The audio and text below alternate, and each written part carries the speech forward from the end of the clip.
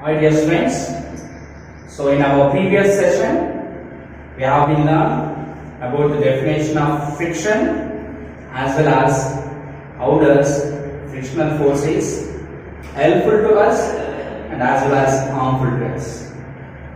So today, now I am going to explain you about three different types of friction in this session. So,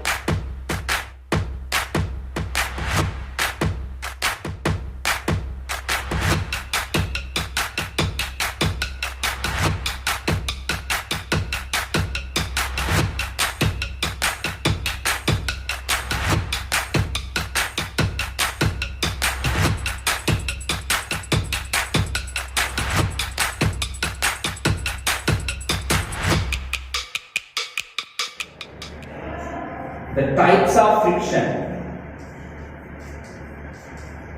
basically are being classified into three types.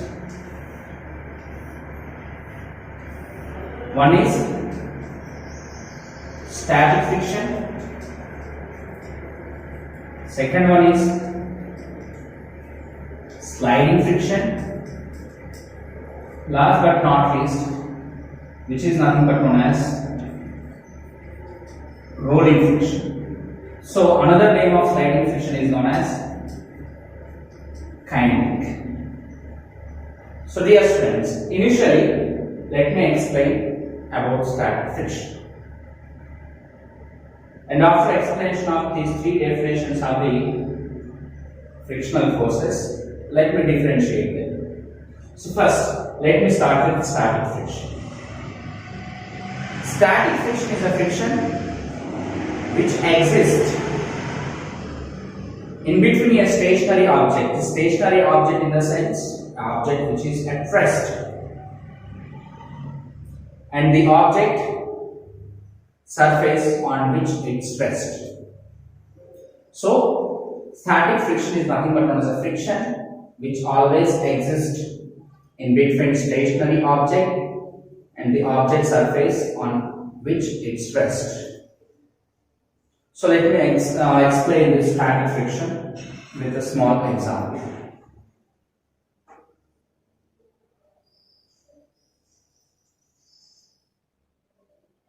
Let me take surface of a ground floor.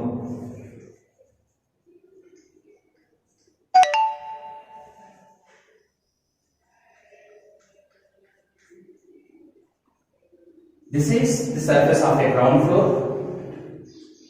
Over the surface of ground floor, let me place an object. An object, what kind of object it could be? Stationary object, which have a mass m.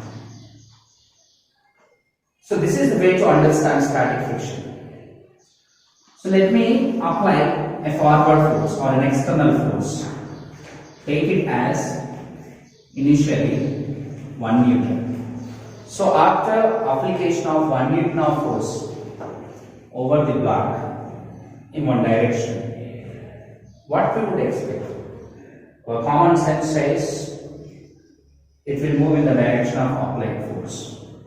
But after application of 1 Newton of force over that object, it doesn't move in the sense, obviously another force is going to exist in between the surface of object and surface of the ground floor called frictional force. So, how much frictional force increases after application of 1 Newton force? After also this body is not moving in the sense, the frictional force also going to be developed, which is equal to the applied force.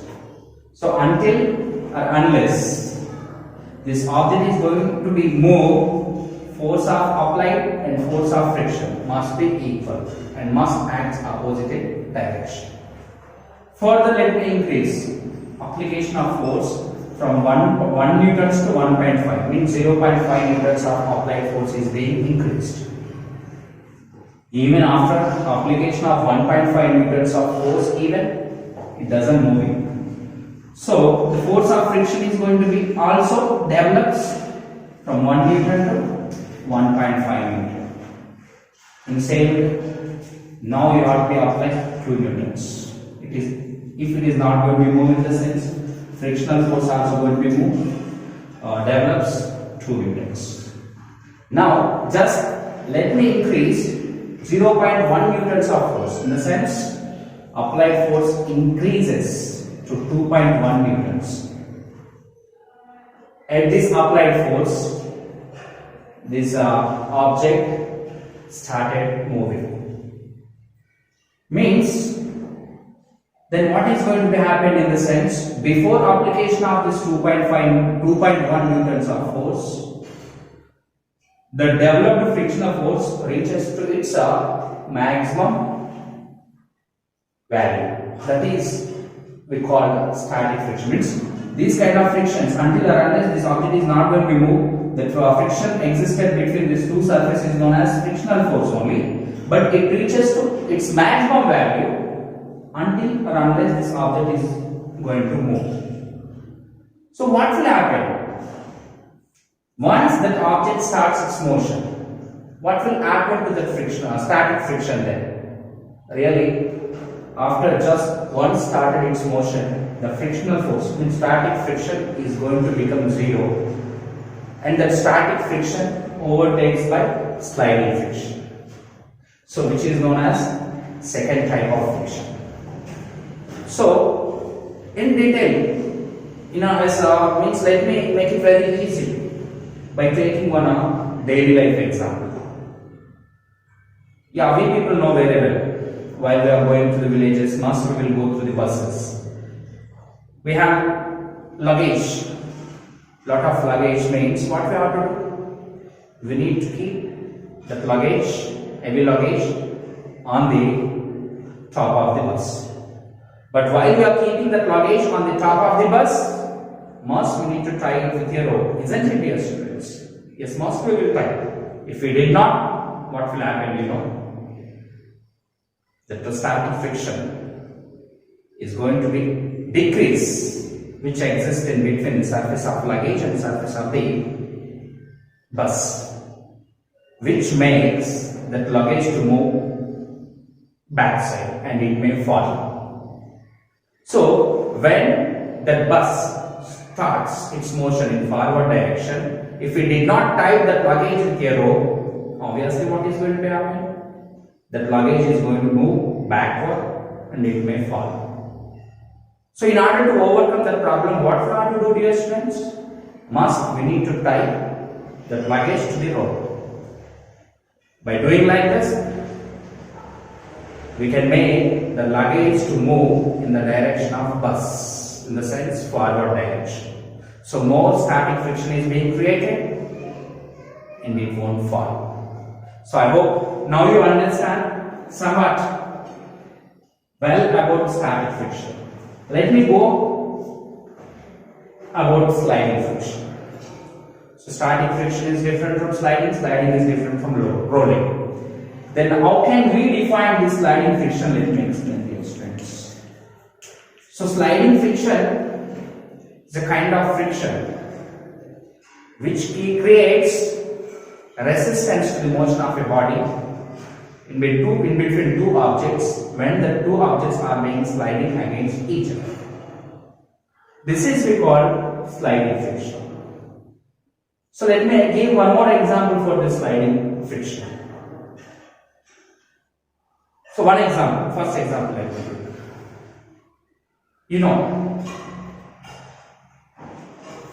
Check a table which has smooth surface. Over the surface, let me keep a textbook, physics textbook only keep. So apply the force. So in the direction of the applied force, it will move forward. We know that. This is first case. In first case, what we have to do means we need to place a textbook on the surface of a table, and we need to apply the force. First 5 newtons you apply.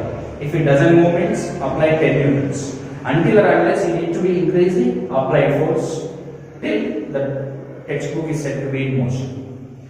Okay. After application of 10 newtons of force, it is said to be in motion in first case. And in second case, what we have to do means, say table surface, over the top surface of the table we need to place textbook, but in between the surface of textbook and surface of the table we need to place pencils. 4 to 5 pencils vertically you place beneath the surface of the textbook, in between the surface of the table and surface of the textbook. Now make a push. Apply a push of force, means applied force. In order to move, really we require same weight of the object you have to take, same textbooks, physics, which have same weight, same surface of the table. In these two cases, we need to take identical textbooks, identical surface of the tables. Once, in order to move the textbook, when there is no pencils in between the surface of the textbook and surface of the table, we require 10 newtons of force. And after placing in between the bottom of the surface of textbook and top of the surface of the table, we placed vertically 4 to 5 pencils and make a push. So I saw means apply a push of force, which is called application external force. Really we require 10 newtons like first case? Not. Just we require 5 newtons. For example, from this what we can understand? Here in between these two surfaces, in first case, static friction is being generated. Here, actually what is going to be happening in the sense, sliding friction is going to be generated. Always remember, static friction is always greater than sliding friction. That's why is in order to move the textbook which is being placed on the pencils require less amount of force. From this example, we can understand about the sliding friction very well, and as well as the difference between sliding and standing also we can understand, and we can say static friction is always greater than the sliding friction. Now let me explain you people about rolling friction. Rolling friction is nothing but known as a kind of friction which can resist the motion of a body in between the two objects are being rolled over the other. Let me take one more example for rolling friction in order to make you understand. You know lid. Lid is nothing but known as, in order to cover the vessels, we will use a metallic lid. So two lids you take and place like this. One lid you need to rotate in clockwise, another one must you should rotate in anti-clockwise direction. So in order to rotate the both lids which are being placed like this, you require certain amount of force. Let it be take F is capital F is equal to 5 newtons. Now what you have to do means, in between the two lids, before contacting them, you need to keep 5 metallic balls which is said to be in spherical shape.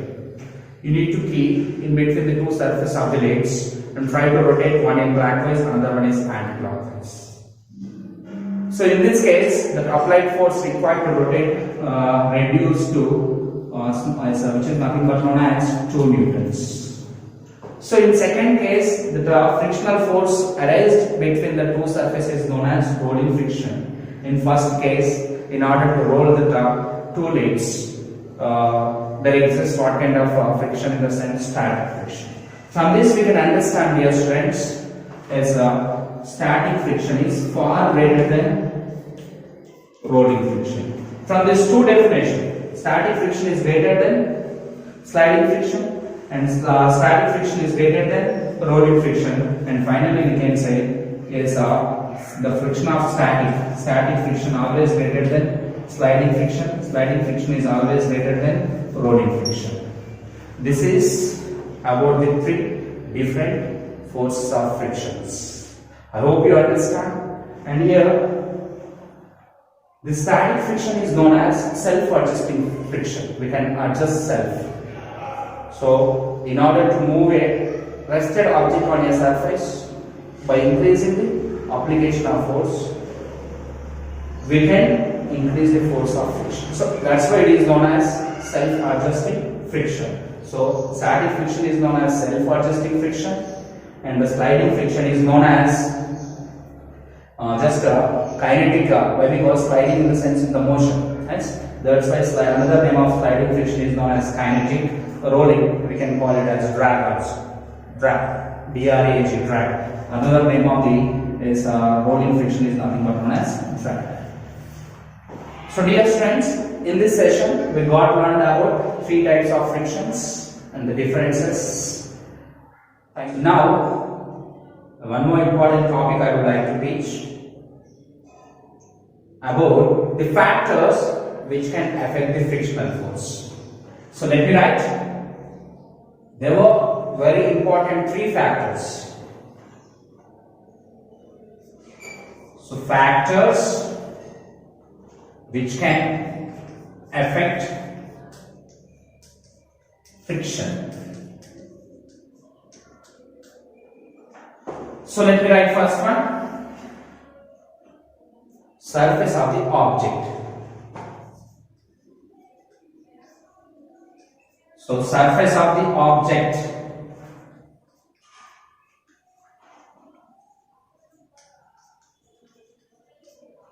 is one of the factors which can increase the rate of friction. Second one, weight of the object.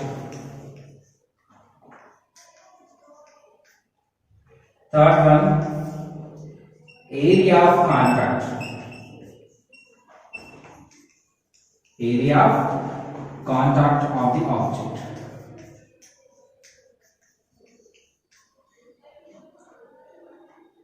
These are the 3 factors. Of course, among this, area of contact of the object will not affect the friction. Later we will discuss. Surface of the object and weight of the object. How does affect the rate of friction? Let me explain. First, surface of the object. How does surface of the object can affect the friction? So for that, let me take one example here, students.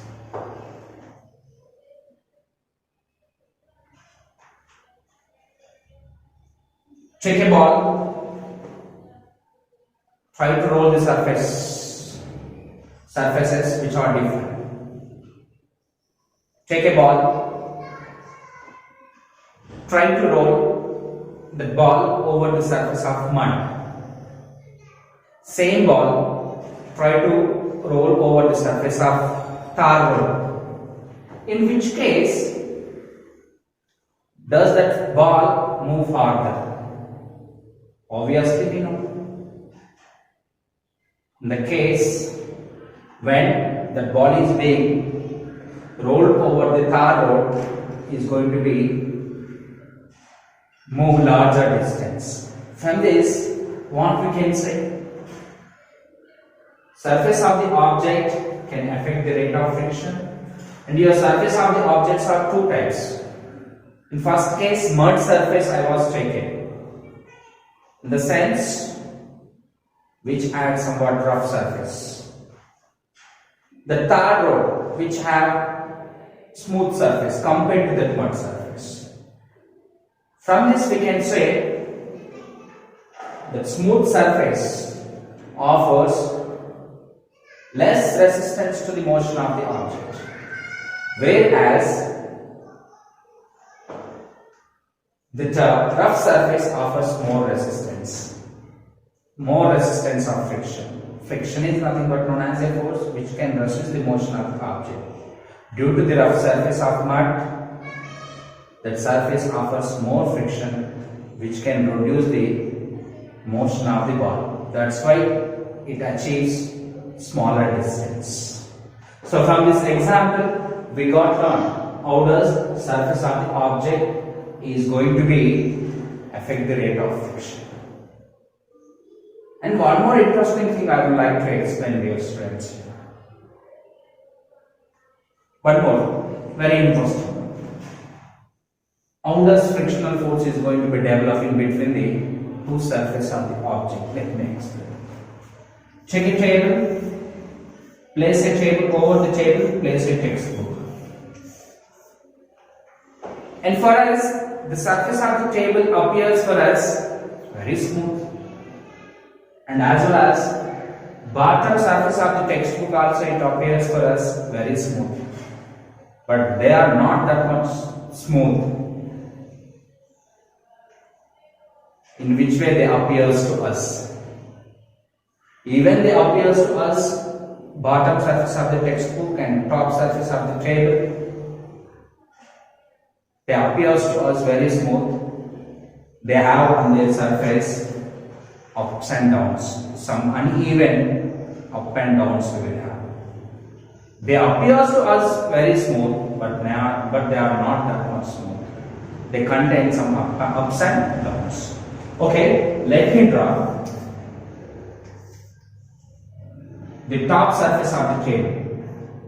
Ups and downs, ups and downs, ups and downs, ups and downs. Like this it will be. They won't appear to us, but it will be like this one. And the bottom surface of the textbook, in which way it will be means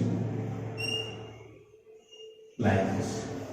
So what here happening in the sense?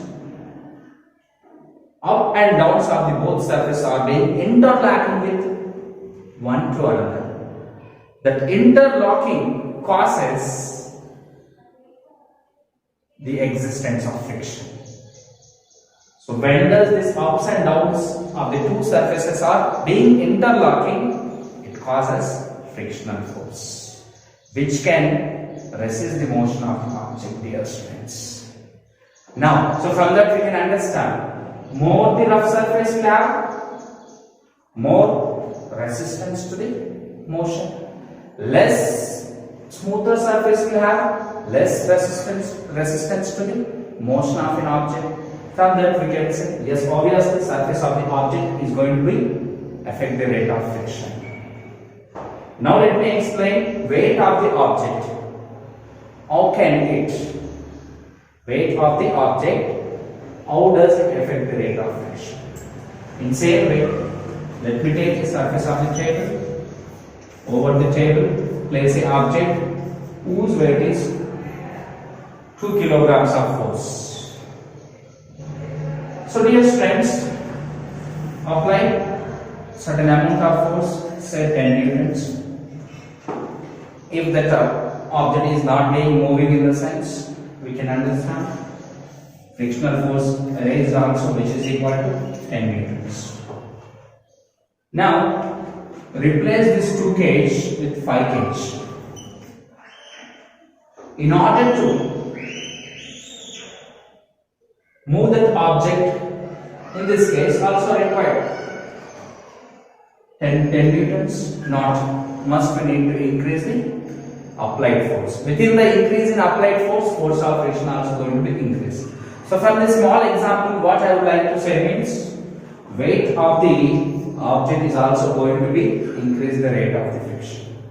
When does weight of the object is going to be increased, which is being placed on the surface of the table, frictional force which is going to be exist also going to be increased. So within the increase in the weight of object, must frictional force also going to be increased. Last but not least, area of contact of object. Normally, the area of contact of the object is not going to be as affect the rate of friction. Only weight of the object is going to be increase the rate of friction. So, area of contact of the object is friction is independent of area of contact of the object.